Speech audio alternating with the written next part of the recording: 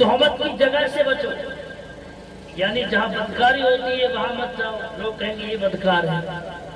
جہاں شراب نوشی ہوتی ہے وہاں مت جاؤ، لوگ کہیں گے یہ بھی شرابی ہے۔ جہاں سٹہ کھیلا جاتا ہے وہاں مت جاؤ، لوگ کہیں گے یہ بھی سٹے باز ہے۔ یعنی جہاں برائی ہوتی ہے وہ برائی کرنا تو دور کی بات ہے، اس جگہ پر مت جاؤ، ورنہ تم پہ تہمت لگے گی، ورنہ لوگ تمہیں برا کہیں گے۔ میں نے اس حدیث پاک میں غور کیا تو میرے دماغ میں ایک بات اور آئی، اللہ کے رسول صلی اللہ علیہ وسلم کا فرمان وسعت رکھتا ہے، جس کا مفہوم بڑا وسیع ہے۔ فرمایا برائی کی جگہ پر مت جاؤ، لوگ تمہیں برا کہیں گے، اسی طرح بری اولاد چھوڑ کے مت جاؤ، لوگ تمہیں برائی سے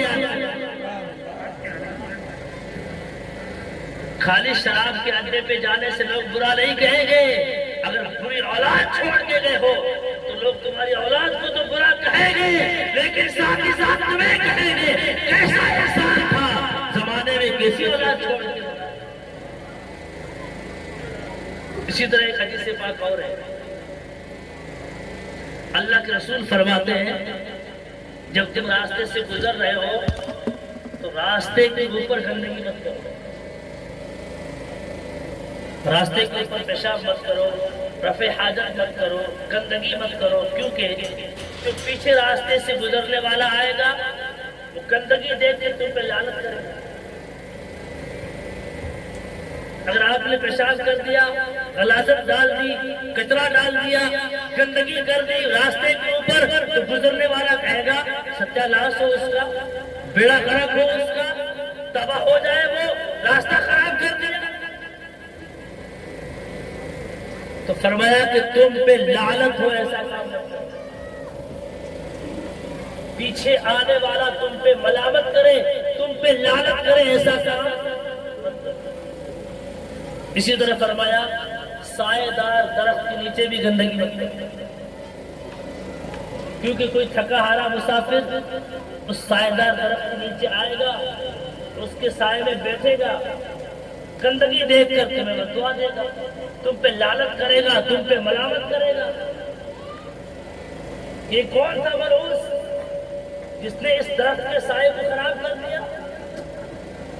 اب میں آپ کو اس حدیث پاک کی بدولت، اس حدیث پاک کی روشنی میں بتانا چاہتا ہوں کہ دین اسلام یہ سکھاتا ہے کہ ایسا کچھ مت چھوڑ کے جاؤ کہ پیچھے آنے والا تم پہ ملامت کرے، تم پہ لعنت کرے، گندگی راستے پہ ہوگی، پیچھے آنے والا ملامت کرے گا، گندگی درخت کے سائے میں ہوگی، پیچھے آنے والا ملامت کرے گا، اگر گندی اولاد دنیا میں ہوگی پیچھے آنے والا تم پہ ملامت کرے گا،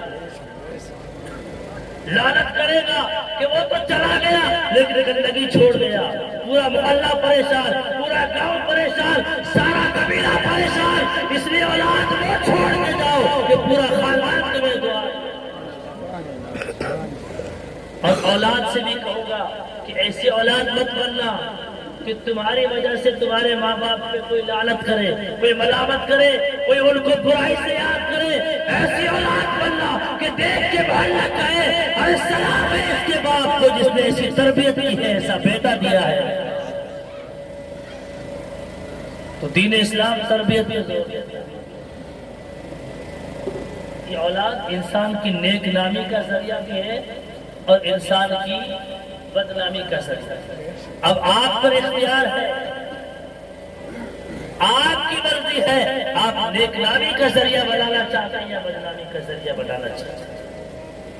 اس لیے اولاد جب پیدا ہو جائے اس کی تربیت کی فکر کرو، جس طرح اس کے کھانے کی، اس کے لباس کی، اس کے فیوچر کی، اس کے مستقبل کی سوچتے ہو نا، اس کی تعلیم کی، اسی طرح اس کی تربیت کی سوچو اور اسے سکھاؤ بچپن سے میرا جھوٹ بری بات ہے، دھوکہ بری بات ہے، حرام کھانا بری بات ہے، چوری کرنا بری بات ہے، کسی کا حق دبانا بری بات ہے، بیٹا نماز پڑھنا اچھی بات ہے، سچ بولنا اچھی بات ہے، ایمانداری اچھی بات ہے، اللہ پہ یقین رکھنا اور توکل رکھنا اچھی بات ہے۔ جب یقین لے کے بیٹا دنیا میں آئے گا تو آپ کی نیک نامی کا سبب ہے۔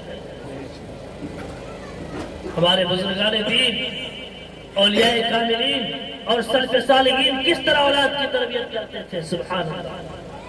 حضرت بختیار کاکی کا نام سنا؟ حضرت بختیار کاکی بچپن کا زمانہ ہے، چھوٹی سی عمر ہے۔ ان کے ماں باپ نے مل کر کے ایک دن یہ مشورہ کیا کہ ہمارا بیٹا بختیار کاکی نیک صالح ہو، اس کے لیے ہمیں کیا کرنا چاہیے؟ اس کا عقیدہ مضبوط ہو، اللہ کی ذات میں اس کا توکل پختہ ہو، اس کے لیے ہمیں کیا کرنا چاہیے؟ تو حضرت بختیار کاکی کی والدہ نے کہا اپنے شوہر سے کہ آپ بے فکر ہو جائیں، میرے پاس ایک طریقہ ہے، میں اس طریقے سے ہمارے بیٹے بختیار کاکی کا اللہ کی ذات کے ساتھ عقیدہ اور توکل پختہ کرتا ہے، یقین کامل ہو جائے۔ کہا کیسے؟ کہا میرے پاس اس کا ایک طریقہ ہے۔ جب حضرت بختیار کاکی مدرسہ جاتے پڑھنے، یا درس حدیث میں یا مدرسے میں پڑھنے چلے جاتے، تو ان کی والدہ کھانا بنا کر اور گھر میں کسی جگہ چھپا دیتی، کبھی کپڑوں کی الماری میں، کبھی کسی گھر کے کونے میں سامان میں چھپا دیتی۔ آپ جب واپس گھر میں آتے کہتے والدہ کھانا، تو فرماتی دیکھو بیٹا بختیار، کھانا تو سب کو اللہ دیتا ہے، اور اللہ تبارک و تعالیٰ دیتا تب ہے جب نماز پڑھ کر کے اس کی عبادت کی جائے، اس کی بندگی کی جائے۔ کہا والدہ مجھے کیا کرنا ہے؟ کہا وضو بنائے، مصلی بچھائے، اس کی عبادت کرے، اس کے بعد اس سے مانگے۔ اب حضرت بختیار کاکی مصلی بچھاتے، نماز پڑھتے، پھر ہاتھ اٹھا کے دعا کرتے، اے میرے مولا تو نے میرے ماں باپ کو کھانا دیا، مجھے بھی کھانا دے دے۔ دعا پوری ہوئی، والدہ کہتے دیکھو بیٹا بختیار، اللہ تبارک و تعالیٰ تمہاری دعا ضرور سنتا ہے، اب تم تلاش کرو گھر میں کہیں نہ کہیں تمہارا کھانا آ گیا ہو۔ تو ڈھونڈتے، کبھی کسی سامان میں، کبھی کسی جگہ، کبھی کسی کونے میں انہیں کھانا مل جاتا۔ اب ان کا یہ معمول بن گیا، جب بھی مدرسے سے گھر آتے وضو بنا کر اللہ کی عبادت کرتے اور دعا کرتے اور تلاش کرتے، کھانا مل جاتا۔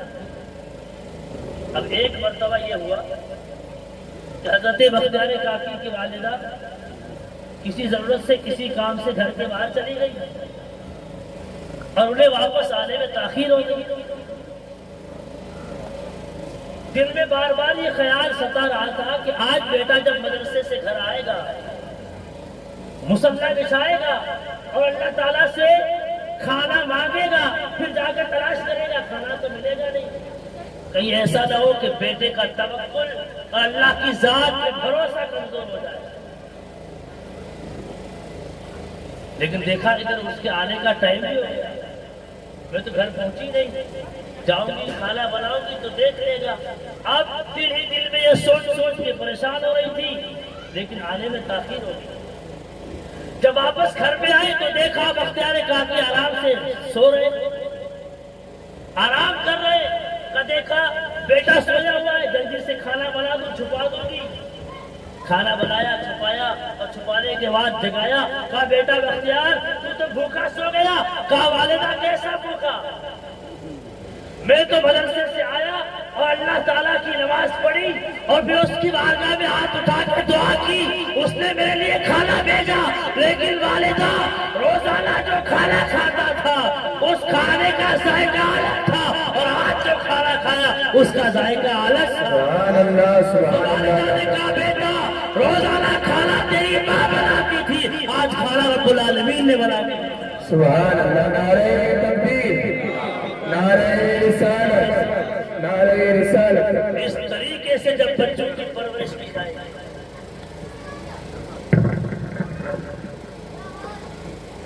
اس طریقے سے جب بچوں کی تربیت کی جائے گی تو پھر وہ کبھی بھی کیسے بھی حالات ہو وہ مایوس نہیں ہوگا. حالات چاہے کتنے مشکل ترین ہو، چاہے بیٹا ہو یا بیٹی ہو، جس کا خدا کی ذات پہ اتنا توکل پکا ہو جائے گا پھر کبھی بھی وہ حالات میں مایوس نہیں ہوگا. آج ہر بچے کے پاس موبائل فون ہے، ہر بچی کے پاس موبائل فون ہے. دیکھا کبھی وہاں مسجد کو توڑ دیا، کبھی یہاں درگاہ کو توڑ دیا، کبھی وہاں پر مسلمان کو مار دیا، کبھی یہاں مار دیا. وہ حالات چاہے کہاں کے ہو، بچہ یہاں دیکھ دیکھ کے مایوس ہو رہا ہے، پریشان ہو رہا ہے. میں کہتا ہوں بیٹا حالات کا رونا مت رو، اٹھ بات قبر کیا کرتا ہے پھر دیکھ خدا کیا کرتا ہے. بلال حبشی نے جب کلمہ پڑھا تو حالات سازگار نہیں تھے. حضرت سہیل رومی نے کلمہ پڑھا تو حالات سازگار نہیں تھے. حضرت عمار، حضرت یاسر، انہوں نے جب کلمہ پڑھا تو حالات سازگار نہیں تھے. لیکن جب تو خدا کی ذات پہ توکل پختہ رکھے گا تو جو بلال کعبے کی سہل میں مار کھاتا تھا خدا اسے کعبے کی چھت پہ کھڑے ہو کے اذان دلواتا. حالات اللہ آپ کو ایسی تربیت کرنی ہے اپنی اولاد. لقمان حکیم رحمت اللہ تعالیٰ نے قربان جاؤ حکیم کیا، لیکن اللہ تعالیٰ کے ایسے برگزیدہ، ایسے نیک اور ایسے سارے تھے کہ اللہ نے ان کا ذکر قرآن مجید میں فرمایا. انہوں نے اپنے بیٹے کو بلا کے جو نصیحت کی، جو انہیں آپ نے واضح وصیت کی، اللہ نے اسے قرآن مجید میں ذکر کیا اور اس ساری ڈیٹیل کے ساتھ تفصیل کے ساتھ بیان کیا. آپ نے اپنے بیٹے کو بلایا اور سب سے پہلے کہا یا بنی، اے میرے بیٹے. کیا کہا؟ اے میرے بیٹے. جب کوئی بات محبت و شفقت سے یہ کہے گا اے میرے بیٹے تو بیٹا باپ کی بات کو کتنی توجہ سے سنے گا. بیٹا سمجھے گا کہ ہاں یہ میرا باپ ہے، اس کے دل میں میرے لیے محبت ہے، شفقت ہے. ہم تو بات کا آغاز ہی کرتے ہیں ڈانٹ ڈپٹ کے ساتھ. ہمیں سمجھانا نہیں آتا اور جب تھک جاتے ہیں تو بچے کو ہاتھ پکڑ کے لائیں گے امام صاحب کے پاس اور کہیں گے حضرت اس ظالم کو سمجھاؤ، مانتا نہیں ہے، بات نہیں سنتا ہے، ہمارا کہا نہیں مانتا ہے. میں کہتا ہوں لو جی مٹکے میں سوراخ کر دیا، آپ کہتے ہیں بھرتے رہو. یعنی آپ نے پہلے مٹکے میں سوراخ کر دیا اور اب مولانا صاحب سے کہتے ہو اس مٹکے کو بھرو. نہیں میرے عزیز، اگر آپ کو اپنے بیٹے کی یا بیٹی کی امام صاحب سے شکایت کرنی ہے تو ان کی موجودگی میں نہیں، ان کی غیر حاضری میں. اس طریقے سے کہو کہ بیٹے کو پتہ نہ چلے کہ میرے باپ نے کچھ میری شکایت کی ہے، میرا عیب بتایا ہے، میری کمزوری بتائی ہے. یہ اگر پتہ چل گیا تو بیٹے کے دل میں آپ کے لیے عداوت اور بغض پیدا ہو جائے گا. پھر اسے دنیا کا کوئی عالم، کوئی پیر، کوئی واعظ، کوئی ناصح اسے سدھار نہیں سکتا. تو لقمان حکیم نے کہا یا اے میرے لا تشرک باللہ، اللہ کے ساتھ کسی کو شریک نہیں. سب سے پہلا، سب سے بنیادی، سب سے اہم جو اپنے باپ نے اپنے بیٹے کو بتایا وہ کیا ہے؟ اے میرے بیٹے لا تشرک باللہ، اللہ کے ساتھ کسی کو شریک نہیں.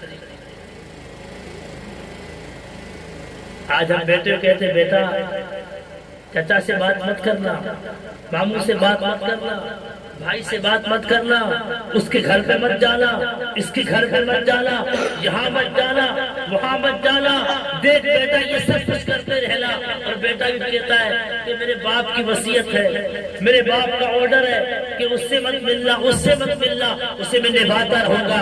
کاش وہ باپ جو اپنے بیٹے کو سب سے توڑنا سکھا گیا،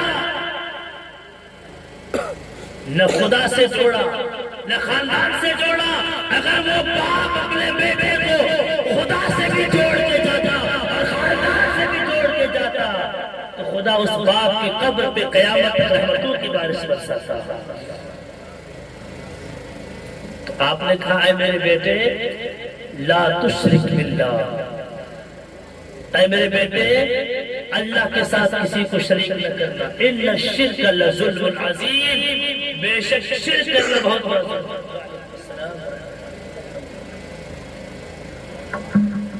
ان الشرک لظلم عظیم، شرک کرنا بہت بڑا پاپ ہے، بہت بڑا ظلم ہے۔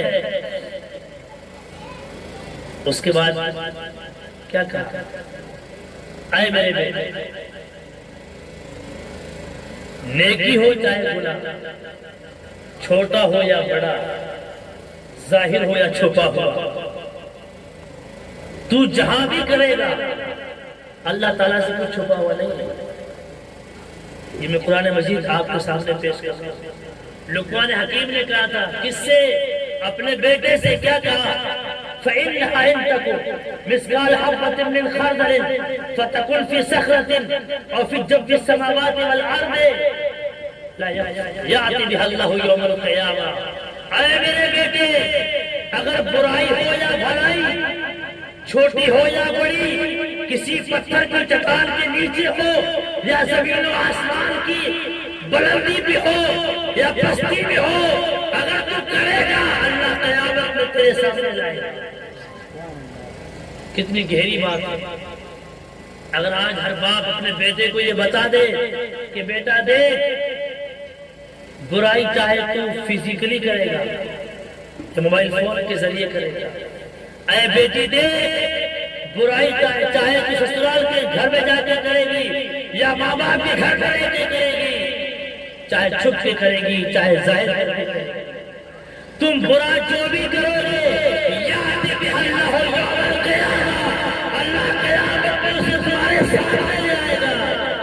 اگر یہ تربیت باپ اپنے بیٹے کی کرے گی، اگر باپ اپنے بیٹے کی اس انداز سے تربیت کرے گا، اگر باپ اپنی بیٹی کو اس انداز سے سکھائے گی تو پھر ہمارے گھر ٹوٹیں گے نہیں، گھروں میں ہمارے جھگڑے نہیں ہوں گے، نفرتیں نہیں ہوگی، ہمارے گھروں میں پیار و محبت ہوگا، امن و سکون ہوگا۔ اس لیے ماں باپ کو اپنی اولاد کی تربیت اس انداز سے کریں۔ پھر اس کے بعد لقمان حکیم نے اپنے بیٹے سے کیا کہا؟ فرمایا اے میرے بیٹے لا تسکر خطک للناس، اے میرے بیٹے جب بھی لوگوں سے بات کرنا تو ٹیڑے منہ سے بات مت کرنا، تکبر سے بات مت کرنا، ولا تمشی فی الارض مرحا، زمین پہ اترا کے مت چلتا۔ یہ باپ کی وصیتیں ہیں اپنی اولاد کو کہ اے میرے بیٹے ہر کسی سے ملنا، ہر کسی سے بات کرنا تو پیار محبت سے بات کرنا، عزت و احترام سے بات کرنا، ادب و تمیز سے بات کرنا، اور زمین پہ چلنا تو سر جھکا کے چلنا۔ جس کی اولاد زمین پہ سر جھکا کے چلتی ہے اس کا باپ دنیا میں سر اٹھا کے چلتا ہے، اور جس کا بیٹا جس کی بیٹی دنیا میں سینہ تان کے چلتی ہے تو پھر باپ کو سر جھکا کے چلنا پڑتا ہے۔ اس لیے کہتے ہیں تربیت سنسکار، اپنی اولاد کی تربیت ایسی کر کے جاؤ کہ اولاد سر جھکا کے چلے تو باپ سر اٹھا کے چلے، اولاد عزت و احترام اور تمیز کے ساتھ چلے تو باپ دنیا کے سامنے عزت سے وقار سے سر اٹھا کے جی سکے۔ میرے آقا نے فرمایا تھا مروا اولادکم بالصلاۃ وهم ابناء 7 سنین وادربوهم علیہا وهم ابناء 10 سنین وفرقوا بینہم فی المضاجع، اپنی اولاد کو نماز کا کہو جب وہ 7 سال کی ہو جائے، اور نماز نہ پڑھنے پہ مارو جب وہ 10 سال کی ہو جائے، اور ان کے بستر کو الگ کر دو۔ آج کہاں یہ تربیت؟ بچہ 15 سال کا بھی ہو جائے تب بھی ماں باپ کہتے ہیں مولانا صاحب ابھی یہ نماز کیسے پڑھے گا، ابھی تو چھوٹا ہے۔ جبکہ رسول اللہ نے فرمایا جب 7 سال کا ہو جائے تو نماز کا کہو، حکم دو، اور جب نماز نہ پڑھتا ہو اور 10 سال کا ہو جائے تو بار بار کی نماز پڑھو۔ اگر اسی ایک حدیث میں قسم خدا کی عمل کر لیا ہوتا آج ہمارے معاشرے میں کوئی بے نمازی نہ پڑھتا۔ لیکن یہ حدیث سنانا بھی بند ہو گیا، سننا بھی بند ہو گیا۔